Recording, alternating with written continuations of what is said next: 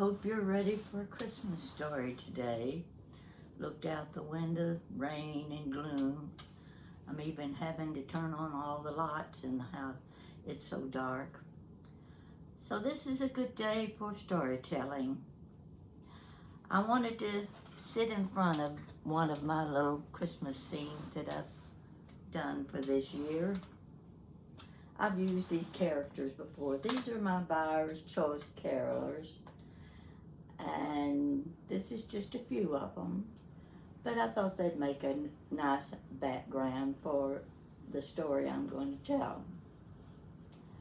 I even put on my pretty red Christmassy colors so that you'd at least see that I'm trying to get into the spirit of Christmas. I want to show you my pretty earrings. See these? Can you see them? See that? This is a very old pair of earrings. I bought these from one of my neighbors several years ago. He's been gone a while now. He had a small antique shop just a few blocks from here. And it was in the old neighborhood. Small cottage, one of those that you see in the old movies. That's where his shop was. I went in one day and I came across these earrings. I like those. I think I'll take them. So every time I would wear my earrings, he might be somewhere nearby as I would be leaving the building.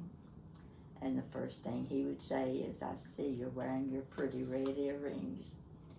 I think he really appreciated the fact that I had bought them from him. He was a very nice little man. I miss him. But we want to talk about the cheery things. I said I had some Christmas stories for you, and I'm going to start off with one about my sister. Now, I showed the family video of us on Thanksgiving. She was in that picture, or in the video. And this is a story about her.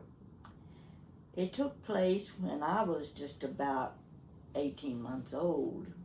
Mama told me the story. It was during the Depression. Big families were having a hard time. There were no jobs for people. But Daddy was working for the WPA, the Work Project Administration. And he was going to supervise the building of a courthouse in a little town called Manchester, Kentucky, in Clay County, up in the hills, poor section of the country. If you didn't have a farm where you could provide your own food, you just might go hungry because there were no jobs. Even the men in the hills with their stills protected them with their shotgun. The revenuers would come in, hang out in the hills trying to catch them with their stills, and town folk were even afraid of them at times because you didn't interfere with the men and their stills. That was their way of making a living.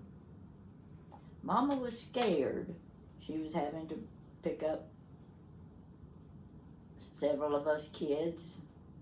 My two oldest sisters were already married. Excuse me just a minute. Two oldest sisters, Inez and Ada, were already married. My older brother was working in Covington, Kentucky. That's just a few years before the war. And then there were like 5 of us still at home. 4 or 5. 3 older sisters and me. I was the baby. It was Christmas time. Mama had discovered that there was nothing for us to be afraid of because the town people were so relieved when Daddy brought work to the people. There would be money coming in, there would be food that they could buy. So Mama's fears were relieved little at a time. in the midsummer, she might step out on the front porch. There'd be a bushel of corn. Might be a peck of green beans and a dozen tomatoes. She didn't know who had put them there. No one ever left a name, but it was as if it was in appreciation for Daddy bringing jobs to the town. It was getting close to Christmas time. My two sisters were in about the 3rd and 4th grade. The little church up the street was the one we went to. And it was walking distance, just a couple blocks away. They were having a Christmas program on Wednesday night. That's usually prayer meeting night, you know. So, my sister Jeanette was, I think she was about 8 or 9 years old. Can't remember exactly, according to what Mama told me. And she was going to be in the Christmas program. Now, there wasn't much in the way of materials for creating costumes and decorations in those days, but Mama had taken red and green crepe paper, and she had made the costume for Jeanette to wear because she was going to be singing a song in the Christmas program. So, Mama was late term in her next pregnancy. I was the baby at the time, and she stayed home that night. So my two sisters, they walked up the street with Daddy. It was cold that night, snowy, and he took them into the church. Jeanette was in her costume. She looked like a bell, big red bell, green and red bell. That's what she was going to be in the program. So Daddy took them into the main auditorium where the program would be held, and then he left. Well, it come time for Jeanette to get up and sing her little song.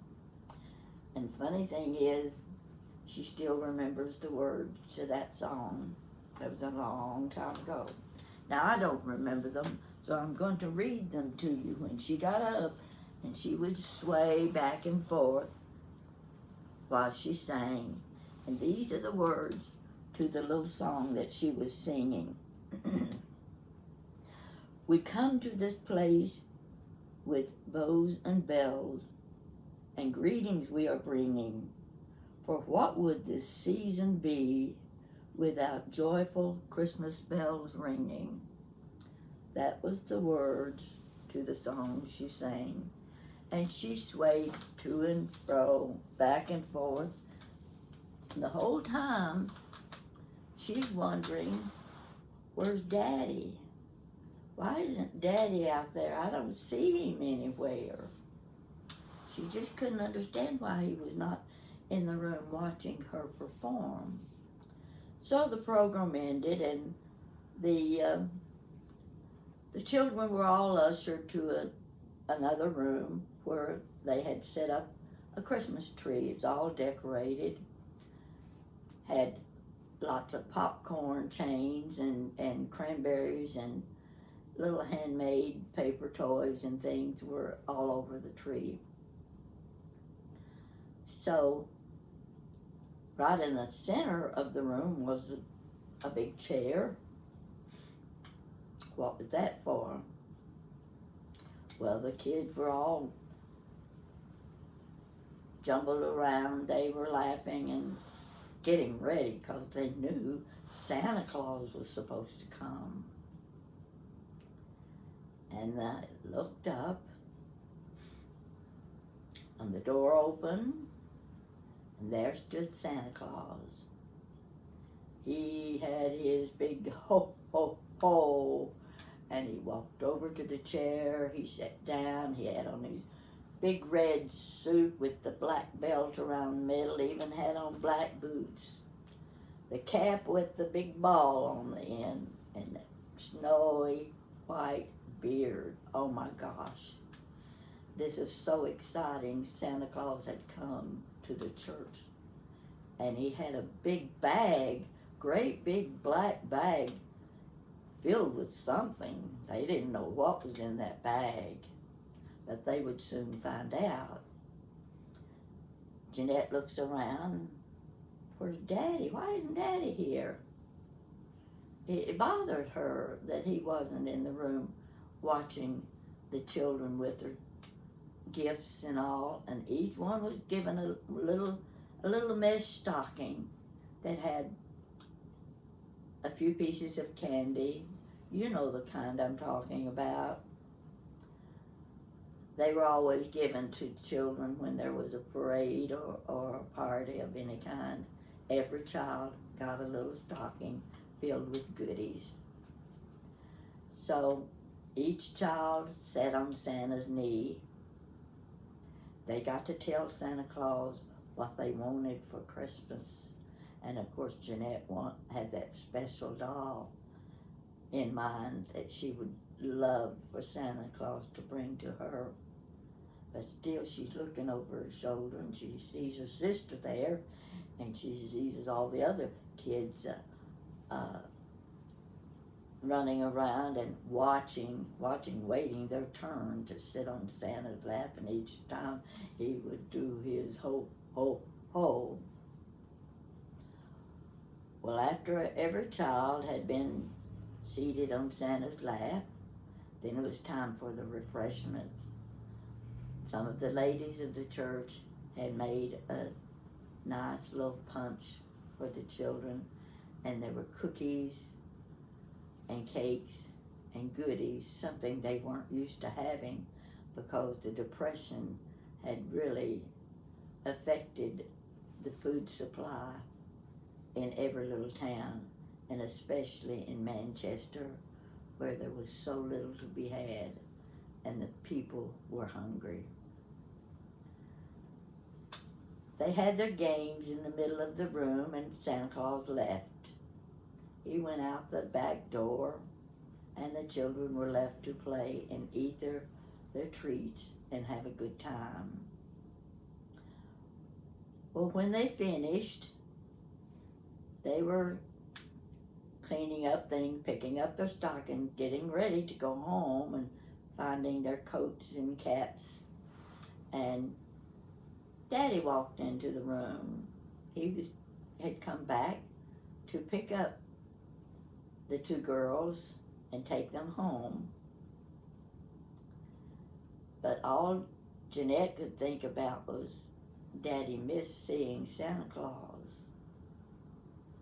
So they walked home down the hill to the house, still snowing, and she was not as happy as she should have been because of the disappointment of Daddy missing her song when she got to sing, and Daddy not being there to see her sit on Santa Claus's lap. They got home, it was late, time for bed, they were tired.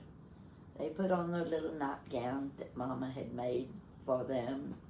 Mama did most of the sewing for the girls. They wore the feed sack dresses. Some of them usually had rickrack around the necks, and the little sleeves would have rickrack, sometimes little buttons and little creases down the front of the dresses. They were all made of feed sack. So Jeanette and her sister Bename climbed in bed. It was cold, but the fire in the fireplace, that got the room a little bit warmer. Mama sometimes would take a brick and she would wrap it in a big piece of flannel or a piece of an old blanket, and she'd heat it up at the kitchen stove, the kitchen wood stove. She'd get it real good and hot where the heat went through the brick and would last a while.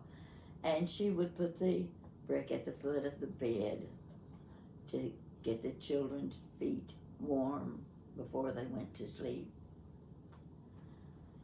They're lying in bed and Jeanette can't go to sleep. She's still worried and still wondering, why didn't Daddy come to my party? And why didn't Daddy come and see Santa Claus? And suddenly, it was like a bright light bulb sparkling in her mind. She raised up from the bed and she said, Daddy was there. He was Santa Claus. That's my first Christmas story. She remembers it well. She remembers the little verse that she sang. And it's one of those childhood memories you like to have. So I hope you like that story. Now I think I'll just go ahead and tell the second story. It's the first time I remember Christmas. I was about 5 years old. We had the pot-bellied stove in the living room. It's one of those that sat on the floor and had the stovepipe on the back side that went up into the wall, and there was a chimney back behind that wall where the smoke would go. There was fire in the pot-bellied stove. Daddy had his comfort chair over back in a corner behind the stove, and I was sitting in his lap. Somebody knocked at the door. It was at night. There was a knock at the door, and Daddy got up. He walked over to answer the door, and I followed him. I'm standing right at his feet when he opened the door, and there stands this tall man, white beard. He got on a red suit, one of those red suits with the big black belt around the middle, and he's carrying a big bag. She backed off. She didn't know who that was, what it was. She was scared. And of course, he started the ho, ho, ho. She got behind Daddy's back and she held on to his pant leg and was peeping around the side at this strange looking creature. Who was he? Well, Daddy invited him in because Daddy knew who he was. We had a neighbor out the street that he had grandchildren of his own. And any holiday, he enjoyed holidays more than anybody you ever saw. He was a tall, slender man, and it was pretty obvious to an adult that the fat around him and underneath that suit was not really him. It was pillows, feather pillows. He had to have a little extra weight on him, so he had wrapped feather pillows around him before he put on his Santa Claus suit. He came to our house just like he went to the one next door and then one next door to that. Now, none of the families in our neighborhood had very much. They managed. Some had a little more than others. Some could afford a few toys for the children. We had our toys. They were minimal, 2 or 3. We got 2 or 3 toys. We didn't always get what we wanted, but we were satisfied that Santa Claus always came. So when Santa Claus reached in his bag and started handing me an orange, We didn't have oranges in the wintertime. And then there was an apple. I had an apple and an orange, but I was backing off from this funny looking man. That big white curly beard looked kind of weird to me. And I was afraid of him. I kept scooting around behind Daddy's back. So Daddy invited Santa Claus in, and he went back over to his comfort chair, sat down, and I took the candy. Of course, there was a candy, red and white striped candy cane that I got. That's the only time we ever had candy cane, was at Christmas, when Santa Claus would leave them in our stockings.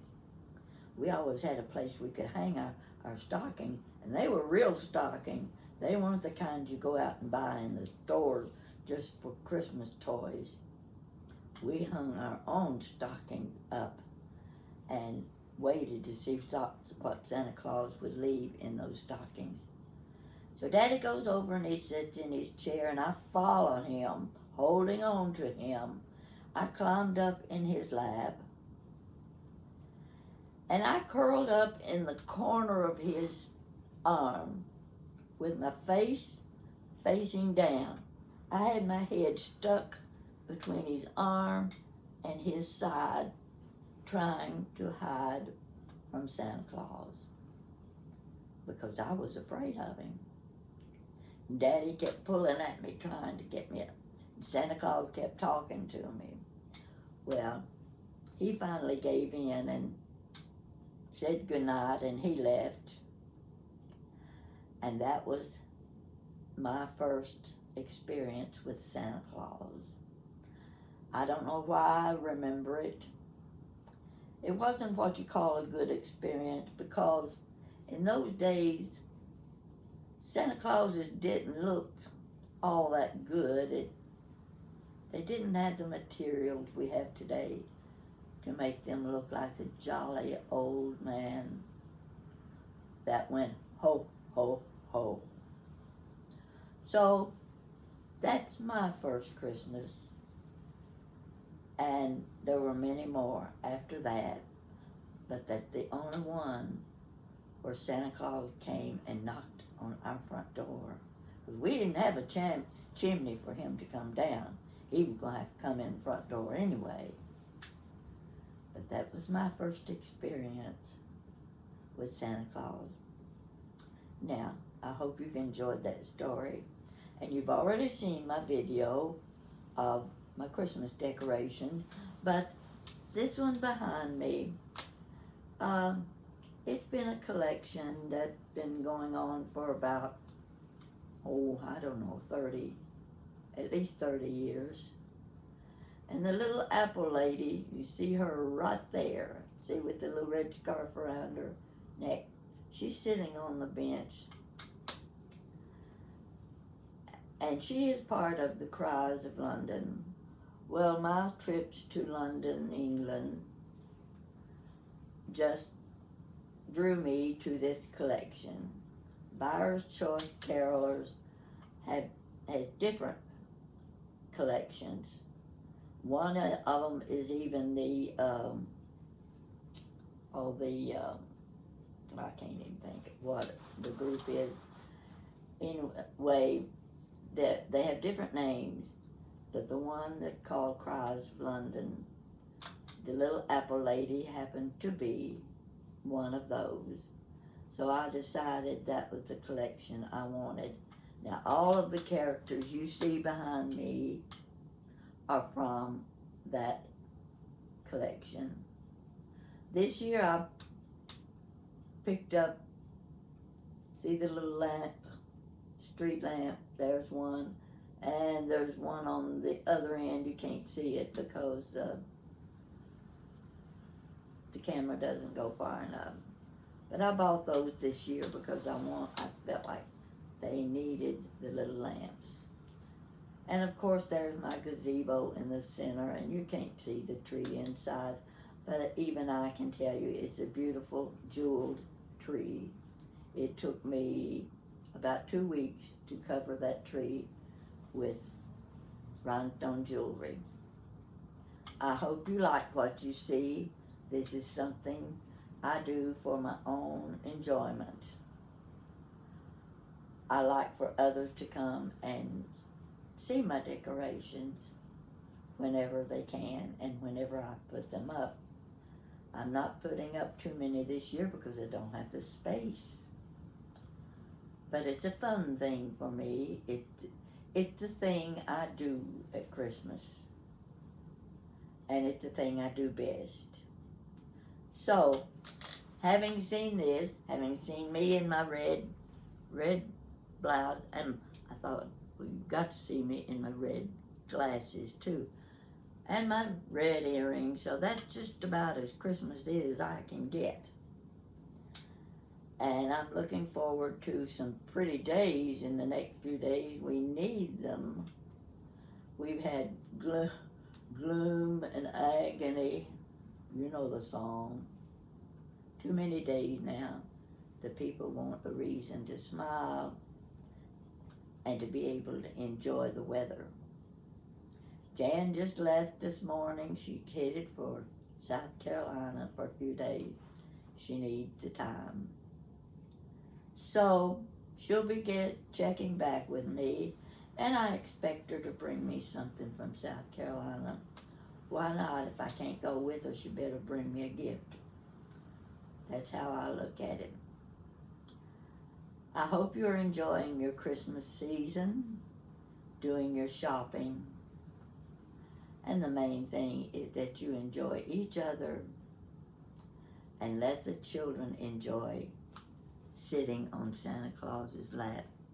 That's a fantasy for every child, I know. It's not the reason for Christmas, but it certainly does add a lot of joy to a lot of children.